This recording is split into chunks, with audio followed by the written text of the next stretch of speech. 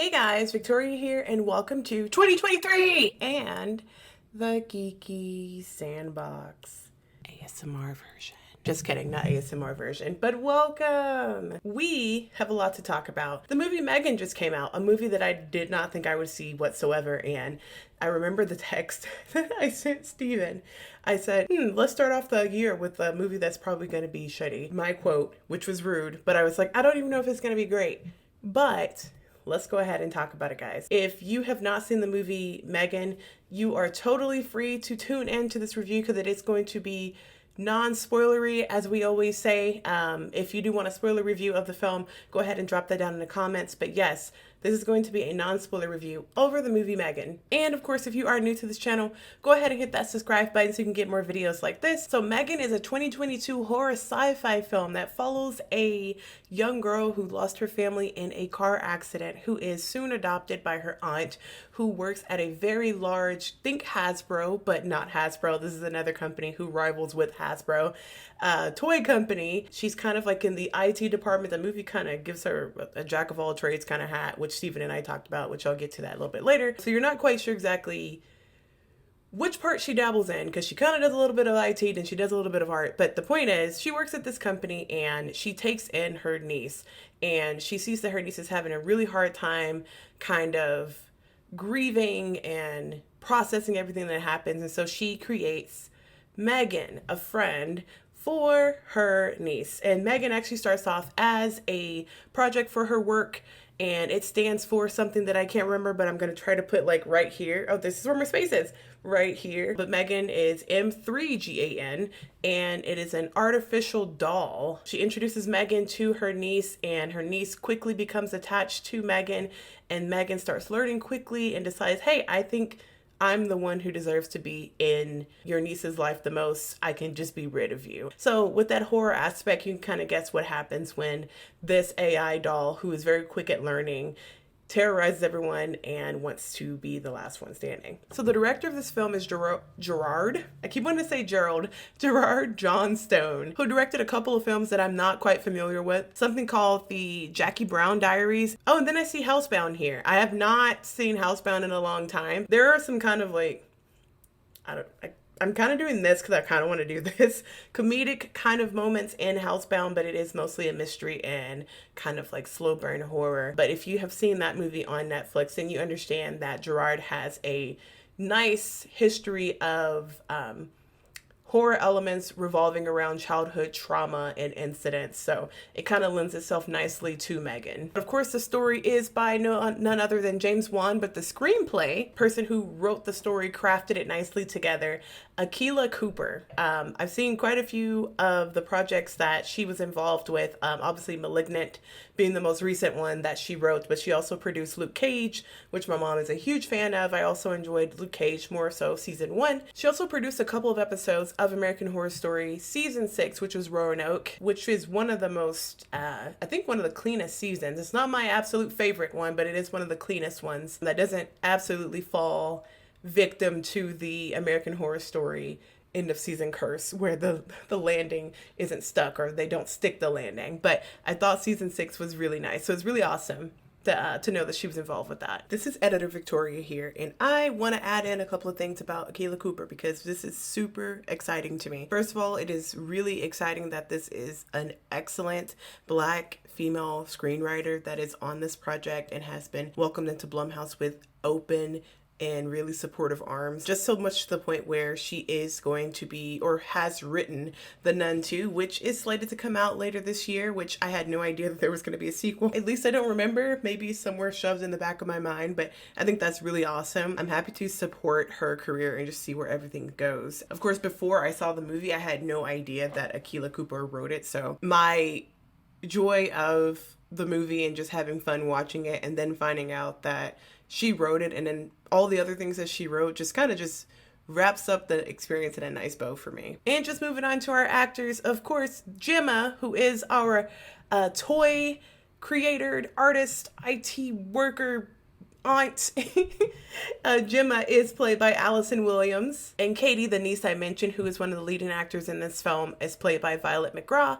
And then we kind of have like a mixed match of who took on the character of M3GAN, because we have someone who was the stand-in or body for M3GAN, because we know that there was a mask placed over the actress's face, as well as some CG placed on top of that, which I do want to talk about that here soon. But then we also have the person that voiced M3GAN. Jenna Davis lent her voice to M3GAN, which is very chilling. And then we have the amazing movement that was given to M3GAN by Amy Donald. But those are the actors and performers that I want to mention before moving on. So talking about the performances first, I thought that the cast worked really well together, all the way down to the neighbor in the film, who was played by Lori Dungy. They played very well off of each other. There was not a moment where I was like, you know, in terms of performances, which I was worried about going in. Like I mentioned, I didn't know what kind of horror film we were going into. I just thought they worked really well together. They really committed to the characters. There were, and I guess this is transitioning over to the script regarding the way the characters were written. There was a way that some of the supporting characters were written that I hope that there had been a little bit more, but I understand that you can't have everybody having a spotlight in a movie that is not very long. So Tess, who was played by Jen Van Epps, and Cole, who was played by Brian Jordan Alvarez, they kind of were the supporting characters. They also worked at the company with Gemma. I feel like they were kind of maybe the weakest part of the film, in terms of like having scenes with them weren't necessarily the most interesting parts of the movie. They were there to kind of lend their voice of reasoning, but I think by the time we got to those characters being like, hey, do you think this is okay? The audience had already established, hey, you know, we already have other people saying, hey, this is not okay. Or we have Gemma kind of questioning, and even Katie questioning at some points, like, oh, there's something kind of wrong with M3GAN. So by the time Tess and Cole come in, just now realizing that there's something wrong with this project, it's kind of like, you know what I mean? I think had the characters been fleshed out a little bit more, then I think it probably would have been a little stronger, because in some ways I think Cole and Tess probably could have been combined as characters, but I understand wanting to have a full team to work with Gemma. So I get having those different dynamics there, which would work better if they had been more defined, and I just don't think that those supporting characters were defined enough to be separate characters, if that makes any sense. And obviously that's a lot for the type of movie that this is. I'm not asking for a whole bunch, but I've just an observation that I had after thinking about the movie a little bit more and talking to Stephen about it. And the same can even be said for a character like David, who was played by Ronnie Chang. He was kind of a one note, hey, I want the money, get me toys, do this. One note kind of guy. There wasn't a lot there.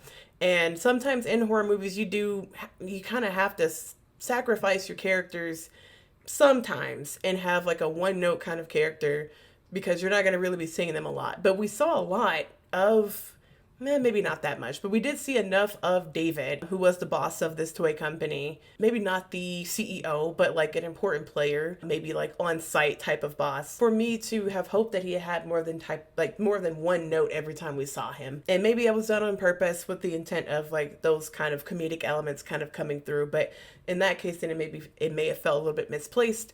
But I kind of wish there was more to David than him being one note. Yeah. Whenever the movie finished, Steven looked over at me. He was like, okay. He was like, that was actually pretty fun. He's like, it was more than I thought it was going to be. He's like, it's not like the best movie in the world, but I thought it was just going to be another little, I guess, for lack of better words, like a shitty horror movie. That's coming from me, who loves all types of horror movies. I like B-horror. I like gory. I like psychological. I like a little bit of everything. And so I feel like it doesn't stop me from seeing it, no matter how bad it could be or no matter how great it's going to be. I just kind of go in ready to have fun. For crying out loud, I saw Jeepers Creepers Reborn when I knew the risk. And I'm happy that they took the chance to put that film into someone else's hands who deserves it more. The story didn't quite come together still, but I still was like, you know what? I'm going to go see this movie. But with that all being set aside for another time in terms of review. Like, I get what he was saying. You know, we thought it was going to be like this very predictable journey regarding a, person gets new toy doll, and, and is it going to like lift elements from other toy doll movies that we've seen, whether it's The Boy or obviously something like Chucky, right? But it kind of had its own things in there, I think Cooper did a really good job with kind of creating some things that will forever be remembered as, hey, this was M3GAN's thing, as opposed to, oh, that kind of reminds me of Chucky. Oh, that kind of reminds me of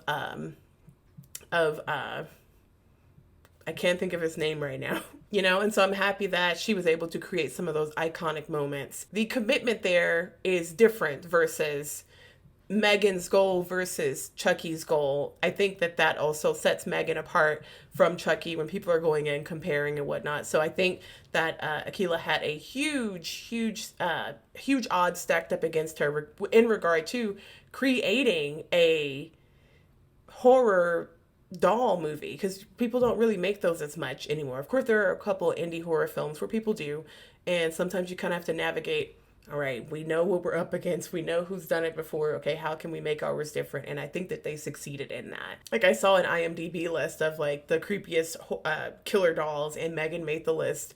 Of course, Chucky was at the top because you just can't keep a good guy down. But, you know, it's great that she still made the list, which says a lot about how the story was written in regard to some originality in there. Like, one of my favorite parts of the film, without giving anything away, is just some of the movement, like I talked about with Amy Donald.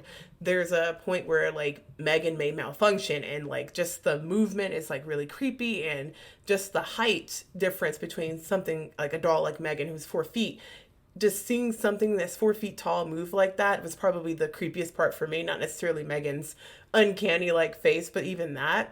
And just having that originality in there, so I thought was really awesome. With that being said, like Steven said, if you're willing to overlook some of the plot holes and some things that might have not quite made sense, like I mentioned with Gemma, they kind of made her the jack of all trades, and some of the other team members, like I said, Cole and Tess, it was kind of like, what do you do exactly at the company? Gemma was designing stuff, but Gemma was also doing code. And by design, I mean like the artwork and stuff of like the toys that they create. So it was kind of like, well, how big is the company? Because the building was huge, but then these are the only guys in that department. But are they IT? Are they art? Which is not as important, but it's important. I think personally, whenever your script starts going into details about if M3GAN's an AI program that they kind of like rush together for the sake of Gemma being able to kind of do a 2-in-1, present something to her boss while also giving her niece something to comfort her after a tragic accident. If you're rushing IT code, then, you know, is this an IT team then, right? Like, are they an art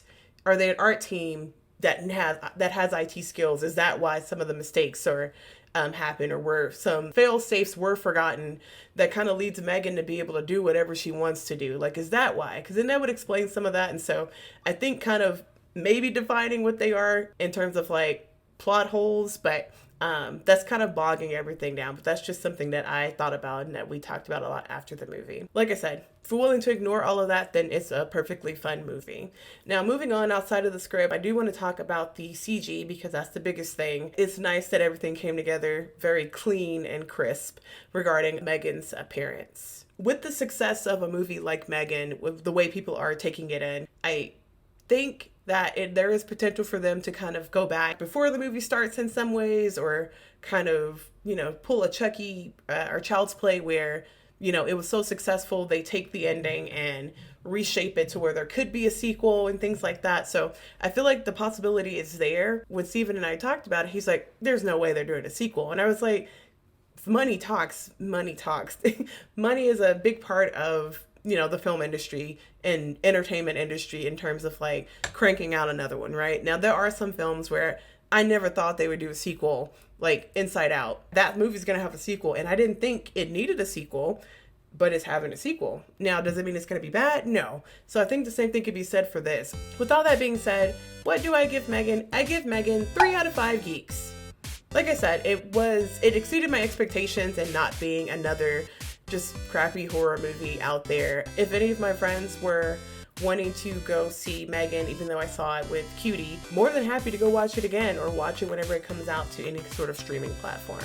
All right, here's our first geeky rec of 2023. I forgot to record it during the review, but I want to recommend a book to you guys that I have been just kind of crushing. It is called The Cabin at the End of the World by Paul Tremblay, and it is supposed to be what the movie Knock at the Cabin that is written by M. Night Shyamalan and what it is based on. The book is about a group of strangers, as you guys may have seen in the trailer, kind of walk up on a cabin where a young girl is playing outside, and her family and her are taken hostage pretty much in the cabin that they are at vacation at. And they are told, hey, in order to avert this apocalypse that's coming, yeah, by the way, there's an apocalypse, one of you has to kill the other. And they're talking to her parents. It's just a lot of chaos there, but it is a very interesting story. There's a lot of confusion and some fear there, but there's also a lot of love in that with the family.